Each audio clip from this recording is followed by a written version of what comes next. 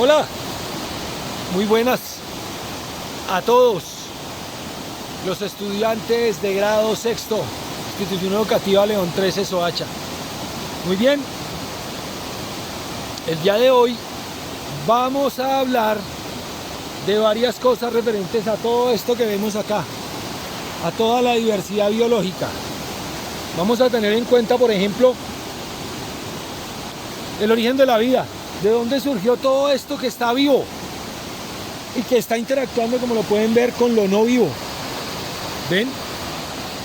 ¿De dónde salió? ¿Cuál es el origen de esa vida? ¿Cuál es el origen de esa diversidad? ¿Cierto? Es decir, tantos organismos, tantos seres vivos, ¿de dónde saldrían? Y entonces, ¿cuál es el origen de este planeta como tal también? ¿Qué lo formó? ¿Qué lo originó? ¿Sí? Y el origen del sistema solar, el origen del universo mismo. Es decir, nos podemos hacer diversos planteamientos cuando hacemos el análisis en un ámbito como este. Yo digo, oiga, esta hermosura, ¿de dónde proviene? ¿Cuál es su origen? ¿De dónde salió? ¿Listo? ¿Estará relacionado con las estrellas? ¿Con el origen de otros planetas? ¿Con el origen de galaxias? ¿Otros sistemas planetarios? Eso lo veremos más adelante. ¿Listo? Estén muy pendientes. Ya nos vemos. Sí, buenas. Hola de nuevo. Por acá está Cumis Delio con uno de sus videos de su canal. Entonces el día de hoy vamos a hablar básicamente de algo relacionado con las teorías, con la forma de pensar, con esa evolución de las ideas que dieron origen a lo que hoy conocemos como las diversas teorías que tratan de explicar el origen de la vida. ¿Listo? Entonces, acompáñenos, por favor, acá en el video, muy juiciosos, atentos, espero que les sirva. Entonces, tendremos un referente desde el mismo origen del universo. Cuando uno habla del origen de la vida, tiene que remitirse más allá: origen del universo, origen del sistema solar, origen del planeta Tierra, ¿sí? Para tratar de dilucidar qué condiciones había para intentar pensar, intentar abordar, intentar elaborar argumentos sobre cómo pudo darse ese origen de la vida. Entonces, miraremos algunas de esas teorías. El origen de la vida. ¿Listo? Venga, profe. Yo no entiendo qué es eso de origen.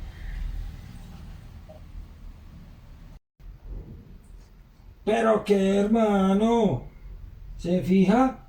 No pone cuidado. Sí, se la pasa jugando. Póngase serio, hermano. Y uno va y juega una partida igualada y ahí sí no prueba. ¿Pero qué? Entonces, ¿qué? Para las que sea. Cuando quiera, quiero, mijo.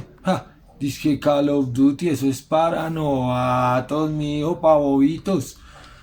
Aquí estamos jugando, es Free Fire, compadre. Bueno, muchachos, juicio.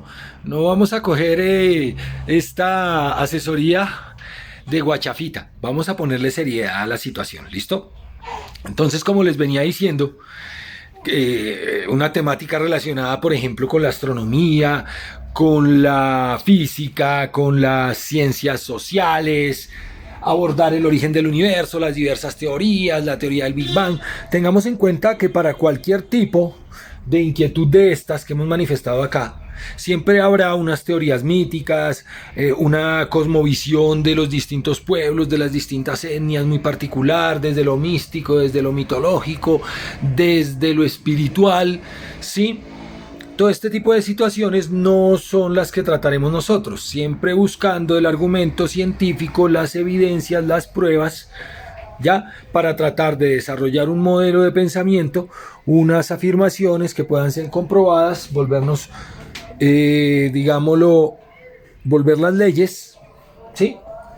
Método científico. Bueno, entonces, Ya cuando hablamos del origen del universo, la teoría más aceptada, la teoría del Big Bang, teorías del universo que se expande y se contrae, el origen del sistema solar, llamémoslo, que a partir de toda esa materia y energía que se liberó, empezó esa dinámica de la formación de las estrellas, los sitios donde ellas nacen, toda esa materia que está empezando a enfriarse porque había mucha temperatura. Entonces todas las dinámicas que ustedes pueden entender, no es el tema de nosotros hoy, sobre el origen del sistema solar, el origen de nuestro mismo planeta. ¿Listo? Como ese disco, digámoslo, solar, que empezó a formarse en nuestra estrella, y toda esa materia que estaba atrapada por causa de la gravedad de la estrella misma, llega y logra generar, desarrollar, ¿sí?, estos planetas, estas estructuras, asteroides, es decir, toda la dinámica de los cuerpos celestes, los materiales de los que están hechos, ¿cierto?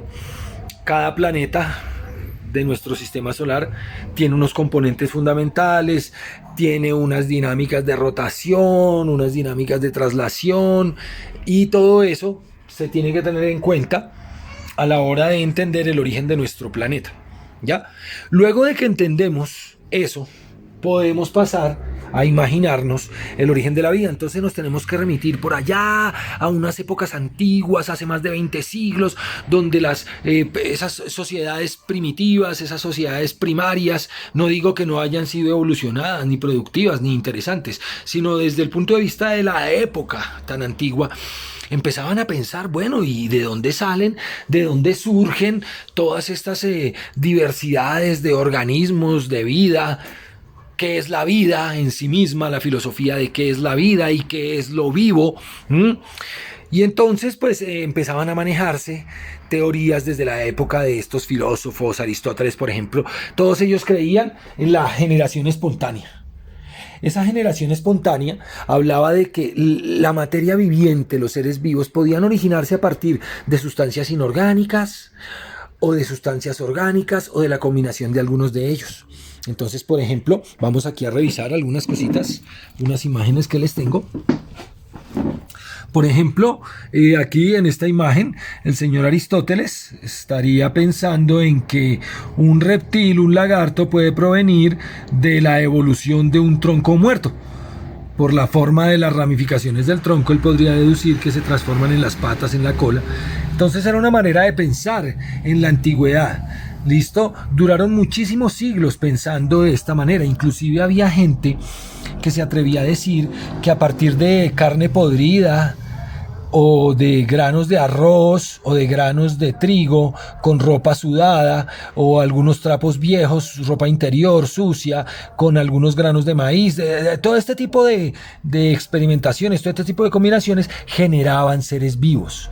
Salían gusanos, o salían moscas, o salían ratones, o salían polillas. Entonces se pensaba que, así como había reproducción sexual, también había generación espontánea y los seres eran perfectos. Entonces durante muchos siglos se pensaba que los seres provenían de forma espontánea mediante este tipo de combinaciones. Entonces ya tendríamos que dar un salto y llegar más o menos al siglo XVII, donde podemos ver acá, ¿cierto?, el señor Francesco Redi. Todo esto está en nuestra guía aquí la podemos observar, ¿cierto? Aquí en nuestra guía pues tenemos algunas imágenes referentes al experimento de Redi para analizarlo, para que ustedes tengan la posibilidad de analizar las imágenes, hacer comparaciones y empezar a argumentarse.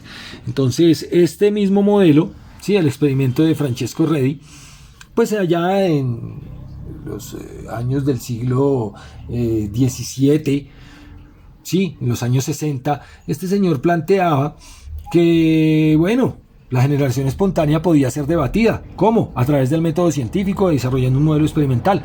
Colocó carne en diversos recipientes, carne, digámoslo, de res, empezaba a descomponerse en diversos recipientes, y a uno lo dejó destapado, otro recipiente lo selló herméticamente con un corcho, y al otro lo selló con una gasa, con un algodón que le permitía la entrada y salida de gases. Como lo pueden apreciar, el frasco destapado aparecieron gusanos, maggots en inglés, gusanos, pues porque son las larvas de las moscas. En el frasco sellado no apareció nada, porque no pudo entrar nada, no hubo contacto con los seres vivos. Y en el frasco, que tenía la posibilidad de dejar entrar o salir ahí de él, las moscas llegaron atraídas por el aroma de la carne en putrefacción, pero no pudieron ingresar y apenas sus larvas quedaron allí en la entrada. Entonces, este señor pretendía hacer ver a las personas de la época, a la comunidad científica en general, a la opinión pública, que los seres vivos provenimos de otros seres vivos. ¿Listo? Sin embargo, pues pasaron muchos años hasta que las mismas comunidades científicas empezaran a cuestionar de manera, bueno, aquí tenemos el experimento mismo, un poco de mejor tamaño. Sí, vemos el frasco destapado, el frasco sellado y el frasco con la posibilidad de intercambio de gases. Tiene una torunda, una tapa de gas, algodón. Entonces, más adelante, ¿cierto? El señor Spallanzani refutó con un modelo experimental también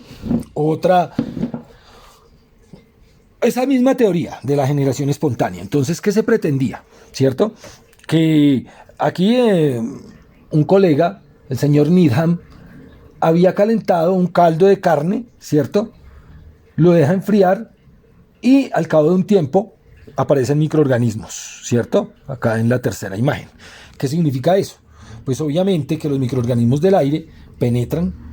Él defendía la generación espontánea, entonces hizo el mismo experimento, lo replicó, pero lo dejó con un tapón de algodón, porque él decía que tenía que dejar entrar el aire para que se diera la generación espontánea.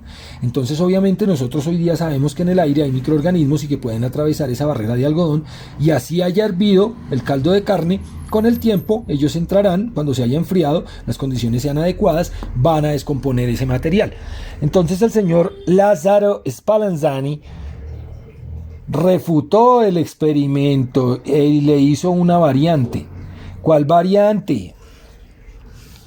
Sencillamente, primero calentó el caldo de carne y lo dejó destapado. Obviamente aparecen microorganismos al enfriarse, pero también la variante fue que en vez de dejar un tapón de algodón que permitía el intercambio de gases, lo selló con unos tapones de corcho, imagino, y obviamente, como no había entrada de microorganismos, luego de enfriarse el caldo, después de calentarlo, no hubo ingreso de microorganismos. Esto demostraba que para que los microorganismos llegaran tenían que proceder de otros microorganismos que estaban ya presentes en el aire. Entonces ya empezaban a visualizarse estos modelos experimentales tratando de refutar esa teoría de la generación espontánea. 100 años después, o sea, fueron cada experimento de estos tardó, de estos tres, 100 años en darse, aproximadamente en los años 60 del siglo XIX, ¿cierto? 1860 y algo, no recuerdo bien, qué pena la bestialidad. Entonces el señor Louis Pasteur, padre de la microbiología, dicen algunos, estoy de acuerdo en algo, claro que sí, por supuesto, padre de la microbiología. Entonces el señor Pasteur desarrolla un experimento donde ese caldo de carne lo calienta, pero en vez de sellar herméticamente el frasco, lo que hizo fue añadirle un cuello de cisne, un cuello de ese mejor. Y entonces, ¿qué ocurría? Luego de hervirlo, o sea, va en la fase 1, la fase 2, la fase 3. Ya tiene el cuello de cisne, pero ingresa aire al caldo de carne. Se calienta el caldo de carne, se esteriliza. ¿Y qué ocurre en el paso 4? Los microorganismos llegan y se quedan en la entrada de este cuello de S, mientras que el caldo de carne permanece sin microorganismos. Y cuando él destapó y permitió la entrada directa del aire con microorganismos, se contaminó el caldo de carne. Entonces ya esto demostró efectivamente que para que hubiese vida teníamos que proceder de otros organismos, ¿cierto? Entonces la pregunta es, profesor, ¿qué es estar vivo? ¿Qué características tenemos los seres vivos? Muy sencillo. Hay unos postulados en la biología que tardaron mucho tiempo en desarrollarse, en aceptarse, en dilucidarse claramente con el avance de las herramientas ópticas y demás, ¿cierto? En pensamiento científico, pero ya podemos decir, por ejemplo, que todos los seres vivos provenimos de otros seres vivos. Todos los seres vivos tenemos metabolismo. ¿Y qué es metabolismo, profesor? Muy buena pregunta. El metabolismo es la sumatoria de todas esas funciones vitales: respiración, circulación, digestión, locomoción. Sí, el poder observar, el poder escuchar, el hablar, el pensar, el moverme. Todo esto es ejemplo de metabolismo. Quiere decir esto que solamente los seres vivos podemos respirar, podemos tener circulación, podemos digerir, podemos alimentarnos. Ya, solo los seres vivos, los seres inertes no. Los seres vivos nos reproducimos, tenemos descendientes. Lo no vivo no puede reproducirse. ¿Listo? Los seres vivos tenemos crecimiento, tenemos desarrollo. ¿Qué es crecimiento, profesor? Sería la pregunta. Aumentar de tamaño a través de la mitosis, reproducción celular, aumentar el número de células, aumentar el tamaño de las células, aumentar el espacio que hay entre las células. Eso nos permite crecer. Eso, el crecimiento, solo lo hacen los seres vivos, o lo hacemos. Una silla no crece, el televisor no crece. Sería bacano que uno comprara un televisor de 20 pulgadas y por ahí en 2 años, ¡ay, ya creció! Tiene 40 pulgadas, tan lindo. No, no se puede. Los seres vivos somos los únicos que crecemos. Imagínese usted comprarse un iPhone, un celular y ¡ay! Ya tiene la edad de reproducirse. Voy a conseguirme un iPhone rosado con este azul y vamos a tener iPhonecitos. No, imagínense poder reproducir los aparatos. No, solo los seres vivos nos reproducimos. ¿Ya? Solo los seres vivos crecemos y solo los seres vivos reaccionamos a los estímulos. Es decir, si tengo frío, si tengo hambre, si tengo calor, si tengo miedo, si tengo alegría, si tengo tristeza, todo ese tipo de reacción a los estímulos. Si tengo hambre, pues ¿qué hago? Busco comida. Si tengo sed, pues ¿qué hago? Busco de beber. Si tengo frío, me arropo. Si tengo calor, pues me busco frescura. Entonces, reaccionar ante los estímulos externos, eso también es único de los seres vivos. Espero que no lo olviden. Entonces ya cuando se empezó a dilucidar toda esta cuestión de que solo la vida proviene de lo vivo, entonces los seres vivos provienen de otros seres vivos, ¿sí? Ya empezamos a observar con detenimiento que en el siglo XX, hace más o menos un siglo, unos 100 años, un científico ruso, señor Alexandre Oparin, biólogo, o por lo menos trabajó en biología, empezó a dilucidar una teoría con muchos años de estudio y muchas personas interviniendo en ella. Eso no es que a mí se me ocurrió de la noche a la mañana, no, esa vaina tiene un trabajo, un proceso, muchos debates y a veces muchos fracasos, mucha falta de motivación. Pero él dedujo que en un principio la Tierra primitiva, hace miles de millones de años, más de 3.000, 3.500 millones de años, había un ambiente con mucha energía, los rayos solares, las tormentas eléctricas, erupciones volcánicas, actividad geológica, sí, había una serie de moléculas que empezaron, ¿cierto?, a formarse, unas moléculas orgánicas. ¿Qué significa orgánicas? Que están presentes en los seres vivos, que tienen carbono, hidrógeno, carbono, algunas de ellas nitrógeno. Entonces tenemos el metano, tenemos, por ejemplo, cianuro, es decir, compuestos que tienen nitrógeno, carbono, hidrógeno, oxígeno, ¿cierto? Azufre. Todo este tipo de nuevas moléculas empezaron a dar origen, ¿cierto?, a través de descargas, producto de la reacción de energía, de las temperaturas, de la presión de aquel tiempo, ¿cierto? Y empezó a darse origen a la vida. Entonces vamos a resumir esta teoría para no confundirlos en 4 partes. El señor Oparin pensaba en la síntesis abiogénica, es decir, se forman los primeros compuestos orgánicos, esos que les hablaba, los aminoácidos, los precursores de las proteínas, los hidrocarburos, ¿cierto? Los compuestos con nitrógeno, carbono, hidrógeno, oxígeno, azufre. Todos estos compuestos, aminoácidos, todas estas sustancias orgánicas se forman a partir de la sustancia inorgánica que había en nuestro planeta primitivo. Luego, a través de la interacción de esa energía y de esas condiciones ambientales se formaron ya grandes moléculas. Ya no eran moléculas pequeñas, sino empezó a ser más compleja, ¿sí? La sustancia que se iba formando. O sea, más grande, más compleja, más diversa y podía tener otras reacciones químicas y otros resultados que iban a liberarse a la atmósfera o al ambiente en donde se estuviera.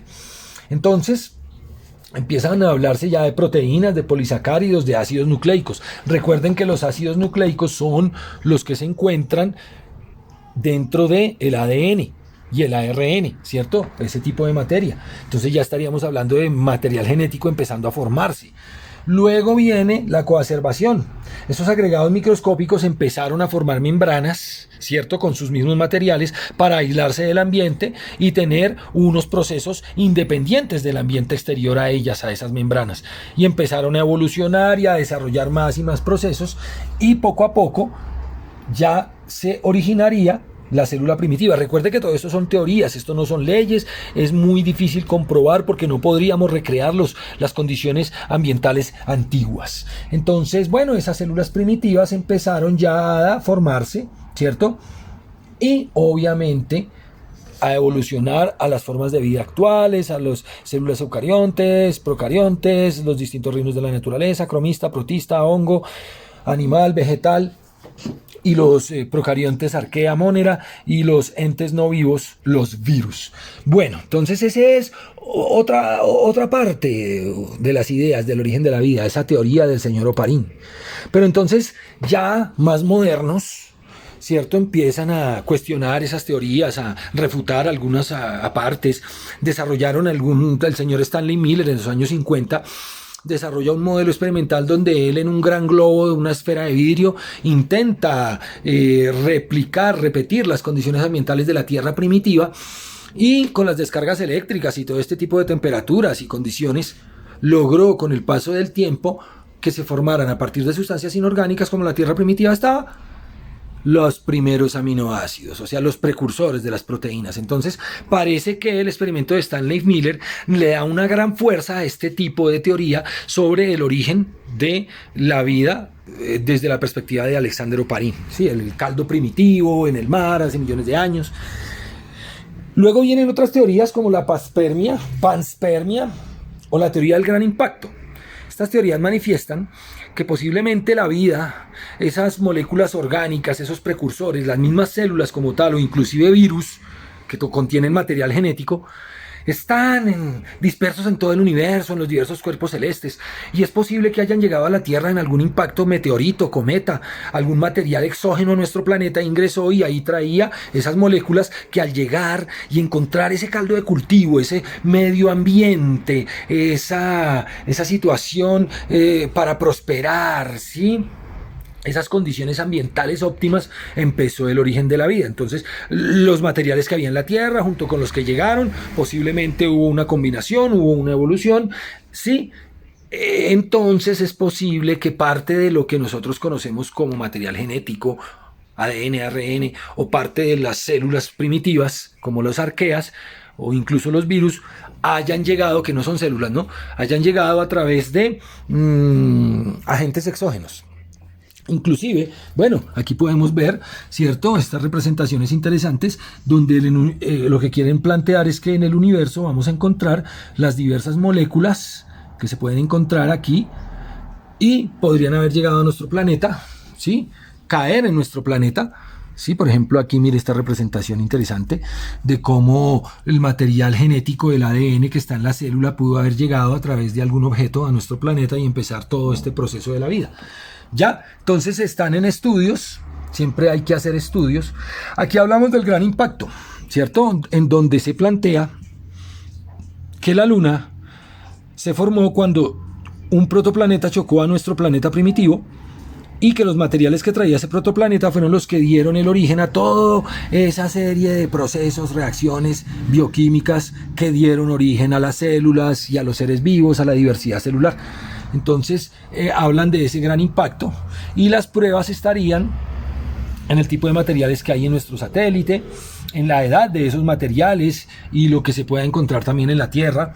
Actualmente hay unas misiones que están amartizando, es decir, llegando a Marte a hacer todo este tipo de análisis, y nos va a abrir más ideas acerca del origen del sistema solar, del origen del planeta Tierra, del origen del universo y del origen inclusive de la vida y de nosotros los seres vivos.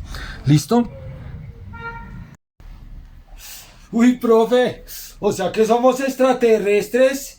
Uy, qué va, socio.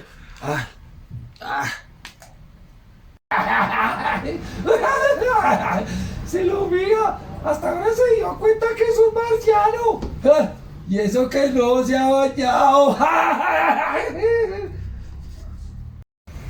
Bueno, realmente, si lo miramos desde esa perspectiva, no tendrían por qué burlarse de nuestro amigo Greñas. Y podríamos pensar que sí somos alienígenas extraterrestres. ¿Por qué no? Bueno, ya para terminar, muchachos, entonces, cuando nosotros nos referimos a todo eso, tenemos que hacer una pequeña mirada desde la perspectiva del tiempo geológico. Entonces, ¿qué ocurre acá? Ya cuando esa vida se ha desarrollado igual, la vida se desarrolló hace muchísimo tiempo. ¿Qué quiere decir eso? Que a pesar de todo, y a pesar de que entendiéramos cómo se originó la vida, no hemos sido y no podremos ser testigos de esa evolución desde la primera célula hasta nuestra actualidad, o por lo menos hasta la historia reciente. Es difícil tener ese compilado, entonces, para poder dilucidar todo ese pasado geológico, ese pasado viviente, esos organismos que ya no están, que están extintos, nosotros aquí podemos observar las imágenes de los fósiles, ¿cierto? Nuestros queridos fósiles. Entonces los fósiles son esos testigos, son esas evidencias, esas pruebas de los organismos que vivieron hace años. Podríamos encontrar, por ejemplo, esqueletos con hueso real, podríamos encontrar la huella del fósil, podríamos encontrar un material que ya se ha mineralizado, es decir, el hueso ya no es no contendría las proteínas, ¿cierto? Las proteínas con base en el mineral calcio, por ejemplo, osteína y otros, ya no, sino que serían otro tipo de minerales, ¿sí? Que se cambiaron, que se sustituyeron por el hueso original. Y así podemos encontrar los fósiles, la huella fósil, el vaciado, es decir, el cascarón, ¿sí? Entonces los fósiles de todo tipo, vegetales, animales, fósiles de hongos, inclusive hasta de microorganismos, huevos, ¿cierto? Nos permiten dilucidar el pasado, las condiciones de vida, las condiciones ambientales, ¿sí? Qué tan bueno se vivía en otras épocas. Entonces fósiles de insectos, ¿cierto? Miren esta libélula antigua que quedó fosilizada. Hay unos fósiles que quedan en el ámbar, ¿sí? Entonces podemos ver aquí algunos tipos de fósiles como ignofósiles, es decir, los fósiles de los peces, microfósiles, fósiles de microorganismos. Hay que tener mucho cuidado con eso porque no es fácil encontrar, hay que tener buen ojo, buen estudio. La resina fósil, es decir, esa resina, ese ámbar, esa sustancia que sale de algunos árboles y que ha atrapado el ámbar. Hay insectos con miles, con millones de años de antigüedad preservados en esa resina fósil, que cuando tiene contacto con el aire ya destruye el organismo que está preservado. Hablamos de pseudofósiles, o sea, no son fósiles totales. Y bueno, cuando se dice fósil viviente, estaríamos hablando de organismos muy antiguos que no han cambiado su metabolismo, su morfología, su fisiología, su estructura desde hace algunos millones de años. ¿Como quiénes, profesor? Pues como los arquisaurios, nuestros queridos cocodrilos, caimanes, babillas y demás, llevan así con esa pinta tan hermosa más o menos unos 70 millones de años o más, unas horas más. Listo. Entonces los fósiles son ese testigo que le sirve, esa paleontología, ese estudio de la vida antigua, el tratar de establecer, mire esta hermosura de fósiles de vegetales, ¿cierto? Entonces aquí vemos cómo cuando el sedimento era blando, cuando esto era arenita blanda, era fango, la hoja grabó, ¿cierto? Su forma, su estructura, sus patrones, su textura, y poco a poco se transformaron los materiales originales, se mineralizó, se petrificó, es decir, se volvió sólido ese fango y la hoja se volvieron una roca, pero con distintos minerales. Por eso resaltan las diferencias. ¿Listo, pequeños? Sí, espero que tengan eso en cuenta. Bueno, ojalá tengan dudas. Uy, o sea que los fósiles son difíciles de encontrar. Eso. Pues si lo pregunta un fósil viviente. Está recucho, ¿sí o no? Don Fósil.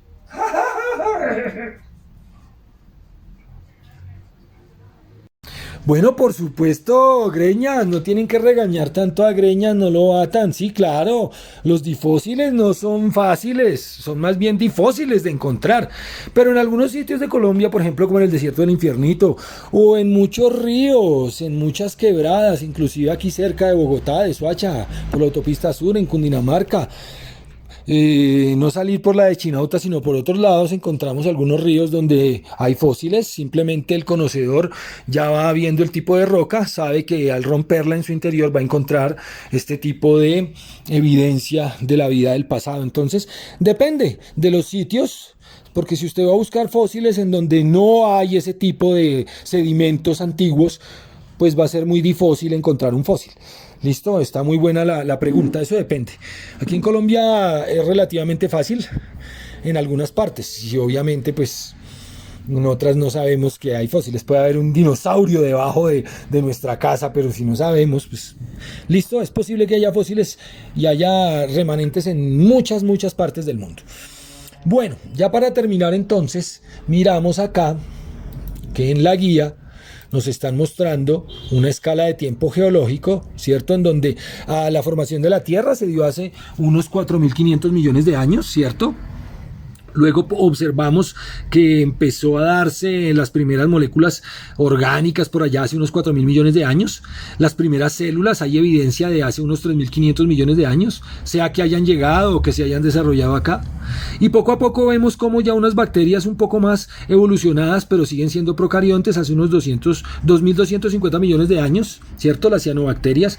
Luego las células eucariotas, las que tienen núcleo definido, como las de nosotros, los animales, los vegetales, los hongos, protistas y cromistas, hace unos 1.800 millones de años. Luego aquí la reproducción sexual, hace unos 1.125 millones de años. Todo esto es producto de la evolución, producto de las evidencias. Los fósiles nos han ayudado a dilucidar todo este pasado. Luego las plantas terrestres, las más evolucionadas, cierto que las acuáticas, obviamente independientes del agua, del medio acuático, unos 400 millones de años.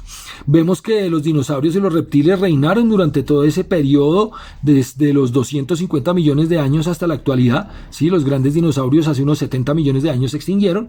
Mamíferos, ¿cierto? Con pelo, sangre caliente, hace aproximadamente unos 200 millones de años. Y podemos hablar que el género Homo sapiens, ¿cierto? Y otros Homo Cromagnon, por lo menos hace más de 40.000 años que apareció el Homo sapiens, ¿cierto? Y hablamos de algunos homínidos, incluso Australopithecus por allá de algunos millones de años.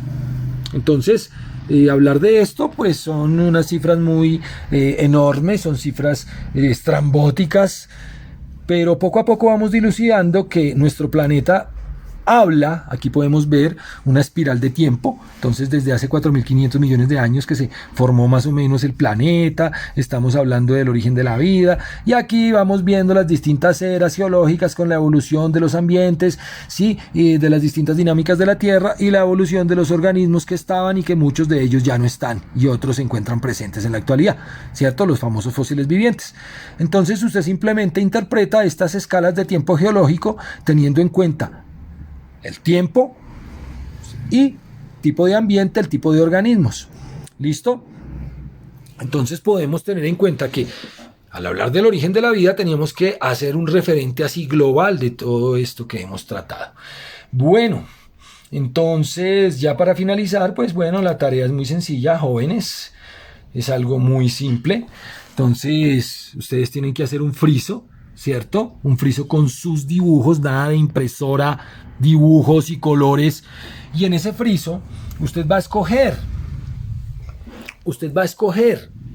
una de las ideas que surgen de este estudio. Ay, no, que yo quiero exponer eso de la generación espontánea, me pareció interesante, quiero. Entonces usted hace un friso donde muestra toda esa historia de la generación espontánea, o el experimento de Pasteur, o el origen de la vida, o si usted quiere hablar del origen del universo, todo lo que esté relacionado con este tema. Es una temática libre, en este sentido. Usted hace un video donde usted no tiene que aparecer. Habrá gente que le ayuda allá en su casa a hacer el video. Usted no tiene que salir. Sale, digámoslo, esta es mi cartelera, mírela tan bonita, mire esos colores, mire esos dibujos tan hermosos. Entonces yo empiezo a explicar, sí, aquí estamos observando el origen de la vida, el origen del planeta, el origen del universo, entonces aquí esto es esto. Usted no tiene que salir en su video, sencillamente va a explicarlo. Ya, sale en sus manos, usted dice, soy fulano de tal, del curso tal, sí, muchas gracias por el video, y explica. Espero que les haya quedado claro. Hágale, socio, hágale, socio. Venga, le digo, profe. No entiendo la tarea. Hágalo bien. ¿Pero qué? Siempre lo mismo, no pone cuidado. Se la pasa desbatiendo y jugando. Y al final preguntando.